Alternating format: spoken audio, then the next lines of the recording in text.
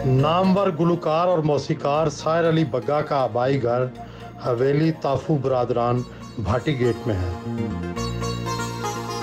नीचे आकर इस्तकबाल किया।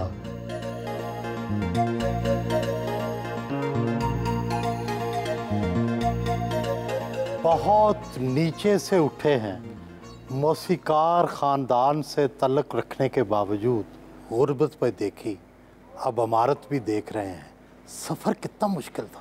अल्हम्दुलिल्लाह, अल्लाह का शुक्र है। जो मैं करना चाहता था वो सिर्फ मुझे ही पता था या अल्लाह को पता था। मेरी दुआ थी जो मैं करना चाहता था कि मैं उसमें कामयाब हूँ। लेकिन हमारी जो हमारी जो ये जहाँ पे हम आज बैठे हुए हैं, ये हवेली जो हमारी है, ये ताफ़ बरादरान की हवेली से जाने जाती है। यहाँ पे हमारे ज़्यादा इंस्ट्रूमेंट प्लेयर जो है ना, सब ज़्यादा यही निकले हैं यहाँ से। तो मेरा थोड़ा सा एम था कि मैं थोड़ा कुछ और करूं। जब मैं ड्रमर था, ड्रम प्ले करता था, तो अल्हम्दुलिल्लाह मैं I was very good drummer. कितनी उम्र के अंदर ये एहसास हुआ कि दरअसल आपको म्यूज़िक कंपोज़र बनना है? मुझे एहसास इस तरह नहीं था। मुझे कई चीज़ें मेरी ऐसी हैं कि जो साथ साथ वक्त के साथ जो है ना डेवलप होती रही हैं। एक हमारे सिंगर थे बहुत अच्छे, तो उन्होंने मुझे सिर्फ इतना कहा कि यार मुझे कहते कि कंपोजिशन बनाना ज़रा। मैं ड्रम प्ले कर रहा था, तो मैंने कहा यार मैंने कभी कंपोजिशन बनाई नहीं है।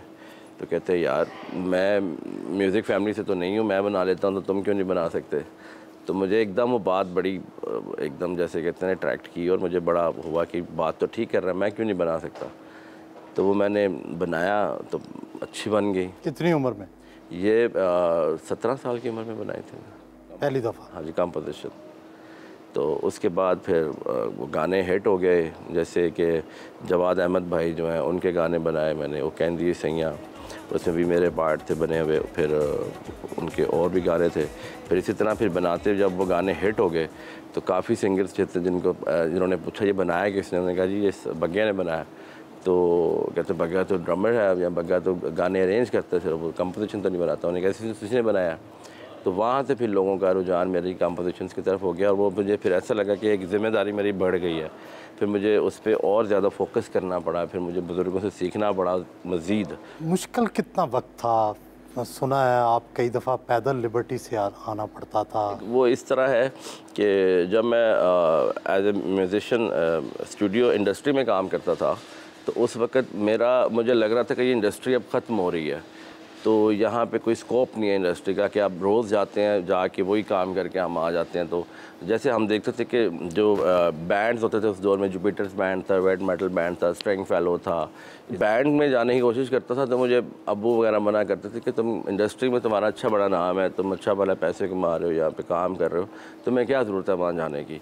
तो मैं कहता था कि मैंने उधर जाना है। तो वो फिर जब मैं उनसे छुप के जाता था तो ज़ाहिर बात है घर से पैसे नहीं मिलते थे, तो फिर पैदल जाना पड़ता था, पैदल आना पड़ता था। तो आपने अपनी क्लासिकल रवायत को भी सीखा और जो बैंड्स की नई मौसीकी पैदा हो रही थी, जी बिल्कुल, मैंने उसमें भी शामिल रहे? जी बिल्कुल। मैं इसलिए क्योंकि मुझे ये ऐसा मुझे उस वक़्त भी ये लगता था कि ज़रूरी नहीं है कि जो म्यूज़िक घराने से लोग हैं उन्हीं को ही म्यूज़िक आता है।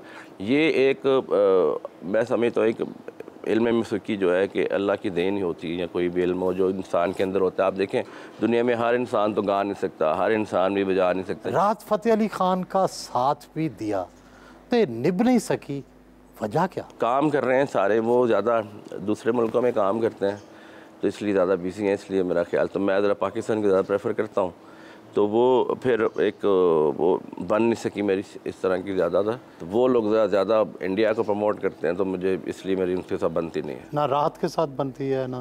पहले बहुत बनती थी, अब भी बनती है, भाइयों की तरह है, बड़े अच्छे हैं, बड़े लायक आदमी, अपने काम में बड़े अच्छे हैं। बाज़ार हुस्न और गली मौसीकारा में तो दिन रात सुर और ताल का राज रहता है। क्या यहाँ की मौसीकी सुनते सुनते ही सीख गए या बाकायदा तालीम भी हासिल की? हाँ, तालीम जो है वो मौसीकी की जो वो हमारे जो बेसिक्स हैं जो हमें बताया जाते हैं, हमारा उस तरह का म्यूज़िक का सीन नहीं था। हमारा ये था कि हम म्यूजिशियंस जो फैमिली ना, हमारे में ज़्यादा ज़रूरी उस वक्त ये था कि हमारे हाथ सही होने चाहिए, हर किस्म का मतलब कि इंस्ट्रूमेंट हम बजा सकें, ये हमारी तालीम थी ज़्यादा।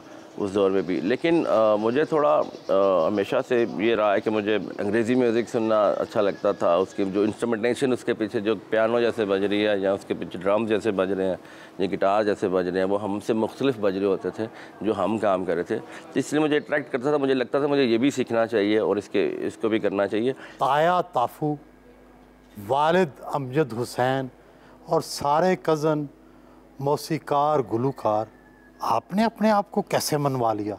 अल्लाह की मेहरबानी है। मनमाना तो मेरे से सारे ही अच्छे हैं। मैं इतना कोई अच्छा नहीं हूँ, शायद उनकी नज़र में भी इतना अच्छा नहीं हूँ। अच्छा, वो आपको नहीं मानते? मतलब कहीं नहीं मानते, कहीं मानते भी। अच्छा, घर वाले नहीं मानते? हाँ, घर वाले कभी भी नहीं माने, आपको पता है। लेकिन ये है कि मुझे हमेशा से ये था कि जो हमने सीखा है वो तो है, जो हमें नहीं आता वो सीखना चाहिए। तो शायद बाकी लोगों में ये फ़र्क है। हमेशा कोशिश करता हूँ कि आज जो है एक नई सुबह हुई है तो आज कुछ नया सीखने को मिलेगा। यानी आपने मगरबी मौसीकी सीखी, आपने बाकी जगहों के सोर्सेस जो हैं वो भी यूज़ किया और उनको मिक्स किया? मिक्स भी किया, और मेरी अपनी एक साउंड है। हालांकि ज़्यादातर लोग मुझे ये कहते हैं कि यार बग्गा बहुत देसी म्यूज़िक करता है। तो देसी म्यूज़िक को मैंने हमेशा ये देखा है कि अगर हम अपने चीज़ों को अगर हम प्लस करते हैं, तो आज के दौर का हमने अपना क्लासिकल म्यूज़िक करना है, तो ज़रूरी नहीं है कि हम 1850 का क्लासिकल म्यूज़िक को ही आज दोबारा कर रहे हो। आज का म्यूज़िक भी क्लासिकल हो सकता है, आज भी बन सकता है म्यूज़िक। तो ये इसका मतलब ये नहीं है कि आज का म्यूज़िक सिर्फ वेस्टर्न म्यूज़िक है। आज का म्यूज़िक हमारा भी हो सकता है, हमारे कल्चर से रिलेटेड जो म्यूज़िक है वो नए तरीके से कैसे आ सकता है। तो मैं उस चीज़ को, अगर मैं देसी इंस्ट्रूमेंट्स पे काम कर रहा होता हूँ, या मैं मिसाल है मेडलिन, रुबाब है, फ्लूट्स हैं या ढोल है, उसको नए तरीके से बजाते हैं, तो है तो हमारा कल्चर इंस्ट्रूमेंट। तो मेरा ज़्यादातर मैं उस पर फोकस कर रहा हूँ, तो कि हमारी चीज़ों के अंदर ही नया हो। ज़रूरी नहीं है कि हम किसी वेस्टर्न की कॉपी करें या किसी चीज़ की कॉपी करें। मैडम नूर जहाँ और मेहदी हसन के साथ भी ड्रम पर साथ दिया। क्या म्यूज़िक इंस्ट्रूमेंट्स के हवाले से हारमोनियम सबसे अहम है या ढोलक? और ढोलक बजाने में रियाज़ी कितना काम देती है? मैंने उस वक्त जब काम किया था उनके साथ, मैं बहुत छोटा था, क्योंकि मुझे 9 साल की उम्र में मैंने चाइल्ड स्टार अवार्ड भी लिया था, जो बुलान के अवार्ड होते हैं। तो उसमें मुझे रिकमेंड जो किया था उस दौर में, तो मुझे नूर जहान साहिबा ने किया था रिकमेंड कि इस बच्चे को अवार्ड मिलना चाहिए। उसकी वजह ये थी कि जो गाना उस दौर में होता था, अभी तो हम जो गाना रिकॉर्ड करते हैं वो स्टेप बाय स्टेप हम रिकॉर्ड कर रहे होते हैं। उस वक्त ये होता था कि वन टेक करना पड़ता था हमें, स्टार्ट से लेके एंड तक। कोई एक बंदे से भी एक तार भी मिस हुई ना तो शुरू से आओ, चाहे एंड पे जाके हो गई। तो इसलिए जब मैं उस दौर में था, अल्हम्दुलिल्लाह मैं थोड़ा शार्प था, मैं चीज़ों को शौक़ था मुझे। तो क्या इसमें मैथमेटिक्स का या रियाजी का ताल्लुक होता है? क्या ज़हन को जो ढोलक है उसकी क्या ज़हन के अंदर काउंट किया होता है? जी बिल्कुल, काउंटिंग है। उससे पहले होता था कि म्यूज़िक धुरबत गाना शुरू हुए हैं, या उसके बाद अलाप शुरू हुआ है, फिर लगाओ, फिर कभी अस्थाई आएगी, फिर अंतरा आएगा। तो वो कोई 2 घंटे एक ही राग, एक ही शक्ल ले जाती थी। तो वो वहाँ से शुरू हुआ है कि असल में बड़े गुलाम अली खान साहब जो है उन्होंने गाने को शॉर्ट किया। मात्रा बोलते हैं इसको हमारी लैंग्वेज में, मतलब बीट्स बोलते हैं कि हमारे एक बार में 4 बीट्स हैं और 2 बार में हमारे 8 बीट्स हैं। तो हम वो जो मैथमेटिक्स इसका है वो यही है कि भी हमें काउंटिंग बार बनाने पड़ते हैं कि इतने बार का ये पोर्शन है, इसको याद कर लो। तो वो फिर ये जो ज़्यादातर से ना, ये हमारी फैमिली से स्टार्ट हुआ था ये करना, पहले ऐसे होता नहीं था। स्टूडियो यहाँ, टेक्नीशियन यहाँ, कैमरामैन यहाँ, फिर आखिर क्यों म्यूज़िक और फिल्म इंडस्ट्री कराची चली गई? डायरेक्टर फिल्म के जो हैं, या प्रोड्यूसर है, या म्यूज़िक डायरेक्टर हैं, ये 3 जॉब्स ऐसी हैं जिनको आप एक नौकरी नहीं समझ सकते ना। अब सुल्तान रही साहब जो थे वो एक फ़िल्म उनकी हिट होगी, दूसरी भी हिट होगी, तीसरी भी हिट होगी। अब उन्होंने उनको नौकरी पे लगा दिया कि आपकी फ़िल्में हिट होती है, आप फिल्में करते जाए। कोई नई चीज़ नहीं लेके आए, कोई नई सोच नहीं की कि भी ऐसे भी हो सकता है। जहाँ कोई अच्छा गाना बन गया या अच्छा लिखा गया तो उसी सिंगर से गवाना जिसने पहले भी 300 गाने गाए हैं, इसलिए लोग ही नहीं आए।